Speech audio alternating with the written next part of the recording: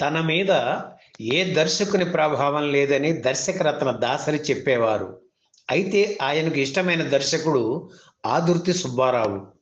ఆయన సినిమాల్లో ఎక్కువగా కనిపించే సృజనాత్మకత దాసరిని ఆకట్టుకునేది. నటీనటుల నుంచి అద్భుతమైన నటనని రాబట్టుకోవడంలో ఆదుర్తి దిట్ట కావడం కూడా దాసరి అభిమానాన్ని పెంచిన అంశం.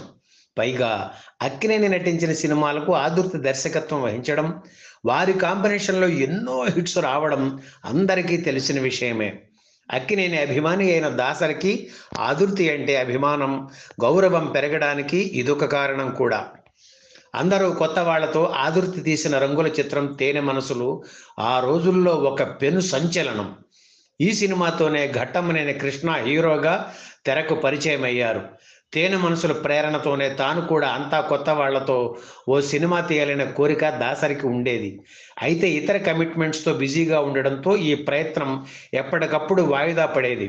దర్శకుడిగా 9 చిత్రాలు రూపొందించిన తరువాత కానీ దాసరి కోరిక కార్యరూపం దాల్చలేదు.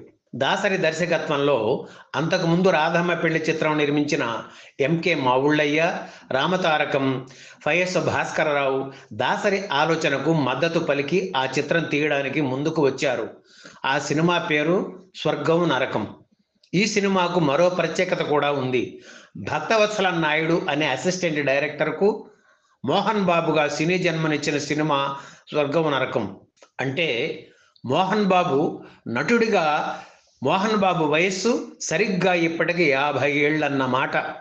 50 ఏళ్ల క్రితం అంటే 1975 నవంబర్ 22న విడుదలైన స్వర్గం నరకం చిత్ర నిర్మాణ విశేషాలు ఈ వీడియోలో చూద్దాం.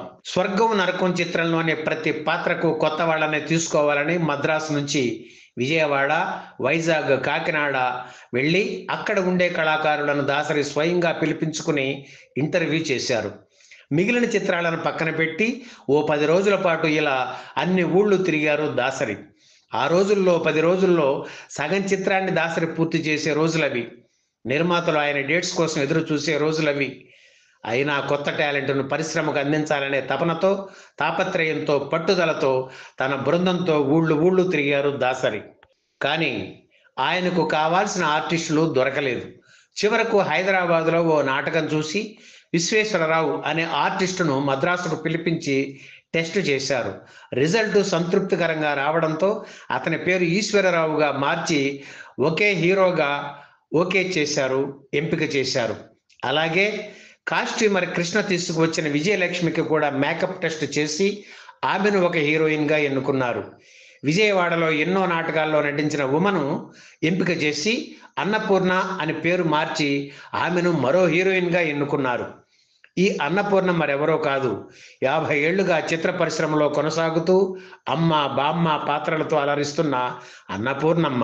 ఆ తరువాత అసిస్టెంట్ డైరెక్టర్గా పనిచేస్తున్న భక్తవత్సల నాయుడు అనే యువకుడిని మరో హీరోగా సెలెక్ట్ చేశారు దాసరి. షూటింగ్ మొత్తం విజయవాడలో చేయాలని ప్లాన్ చేసి ఆర్టిస్టులందరికీ ప్రోగ్రాం చెప్పారు. దాసరి మరికొందరు ముఖ్యులు ట్రైన్లో, మిగిలిన వారంతా బస్సులో వెళ్లాలని నిర్ణయించారు. స్వర్గం నరకం సినిమాను లక్ష్మీ ఫిలిమ్స్ సంస్థ పంపిణీ చేయడానికి ముందుకు వచ్చింది. మోహన్ బాబు బదులు తాము చెప్పిన బోస్ బాబుకి హీరోగా ఛాన్స్ ఇవ్వాలని ఆ సంస్థ కండిషన్ పెట్టింది. ఆ రోజుల్లో పంపిణీదారులు చెప్పిందే వేదం. అందుకే ఈ సినిమాలో నీకు వేషం లేదని మోహన్ బాబుకి అని చెప్పేసి బోసుబాబుని హీరోగా తీసుకున్నారు దాసరి. మోహన్ బాబుకి ఏడుపు ఒకటే తక్కువ. హీరో ఛాన్స్ వచ్చినట్లే వచ్చి మిస్ అయినందుకు ఆయన చాలా బాధపడ్డారు. దాసరి సతీమణి పద్మ దగ్గరకు వెళ్ళి ఈ విషయం చెప్పి తనకు న్యాయం చేయమని కోరారు మోహన్ బాబు. మోహన్ బాబుకు అవకాశం ఇవ్వాల్సిందే అని పద్మమ్మ దాసరికి చెప్పడంతో ఆయన ఇరకాటంలో పడ్డారు. అటు భార్య మాట కాదనలేక ఇటు పంపిణీదారుడు చెప్పింది చేయకుండా ఉండలేరు. అందుకే తన టీంతో చర్చించి మోహన్ బాబుని, బోస్ బాబుని బస్సు ఎక్కించారు. ఇద్దరికీ ఓ సీన్ ఇచ్చి నటించమని చెబుదాం. ఎవరు బాగా చేస్తే వాళ్లకు అవకాశం ఇద్దాం. రికమెండేషన్స్కు తావు లేకుండా టాలెంట్కు మాత్రమే అవకాశం ఇచ్చినట్లు అవుతుంది అని తన కో డైరెక్టర్ దుర్గా నాగేశ్వరరావు చెప్పిన సలహా పాటించారు దర్శకరత్న దాసరి. 1975 జూలై 4న విజయవాడలో స్వర్గం నరకం షూటింగ్ ప్రారంభమైంది. ఈశ్వరరావుపై తొలి షాట్ తీశారు. ఆ తర్వాత మోహన్ బాబు, బోసుబాబుల మీద వేరువేరుగా ఒక సీన్ చిత్రీకరించారు దాసరి. షూట్ చేసిన ఫిల్మ్ను రాత్రికి రాత్రి చెన్నై పంపించి డెవలప్ చేయించారు. మర్నాడు విజయవాడలోని థియేటర్లో రష్ వేసుకుని చూశారు. అందరికీ మోహన్ బాబు నటన నచ్చడంతో ఆయన్నే ఫైనలైజ్ చేశారు. ఈ విషయం తెలిసి బోసుబాబు గొడవ చేశారు. నా జీవితం నాశనమైంది అని, ఇక నేను బతకడం వేస్ట్ అని అందరి ముందు ఎమోషనల్ అయ్యారు. ఆవేశంలో ఆయన ఆత్మహత్య చేసుకుంటారేమోననే భయంతో వారం రోజుల పాటు ఇద్దరు మనుషుల్ని బోసుబాబుకు కాపలా పెట్టారు దాసరి. స్వర్గం నరకం చిత్రంలో కీలకమైన పాత్ర ఒకటి ఉంది. అదే ఆచారి పాత్ర. ఈ పాత్ర కోసం చాలా మందిని చూశారు, ఎవరు నచ్చలేదు. ఒక దశలో అసోసియేట్ డైరెక్టర్ రాజా చంద్రతో ఆ వేషం వేయిద్దామని అనుకున్నారు కూడా. చివరికి నిర్మాతల బలవంతం మీద తానే ఆ పాత్ర పోషించారు దాసరి. పాలకొల్లులో ఎస్కే ఆచారి అని దాసరికి ఒక స్నేహితుడు ఉండేవారు. ఆయన మేనరిజమ్స్ చాలా తమాషాగా ఉండేవి. ఆయన్ని దృష్టిలో పెట్టుకుని ఆచారి పాత్ర డిజైన్ చేశారు దాసరి. ఆ పాత్రలో ఆయన జీవించారు. ఫినిష్ అనే ఊతపదంతో అందరినీ ఆకట్టుకున్నారు దాసరి. స్వర్గం నరకం చిత్రంలో ఇద్దరు హీరోయిన్లు పాత్రలు విశిష్టంగా విభిన్నంగా రూపుదిద్దుకున్నాయి. అర్థం లేని అపోహలతో, అనుమానాలతో స్వర్గం లాంటి సంసారాన్ని నరకప్రాయంగా మార్చుకున్న పాత్ర జయలక్ష్మిది. వ్యసనాలకు బానిస అయిన భర్తను ఓర్పుతో, నేర్పుతో మనిషిగా తీర్చిదిద్ది నరకం లాంటి సంసారాన్ని స్వర్గతుల్యంగా మార్చుకున్న పాత్ర అన్నపూర్ణది.